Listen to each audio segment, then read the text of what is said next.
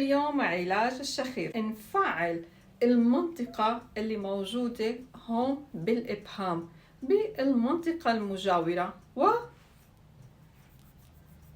ومنحفهم للمنطقتين ببعض بأي شكل بتختاروا.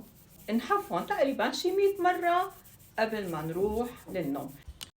بأول تمرين استخدمنا هذه المنطقة من اليد. التمرين الثاني رح نعتمد على الإبهام من هذه المنطقة، رح نستخدمه بفرك منطقة الأنف صعودا ونزولا.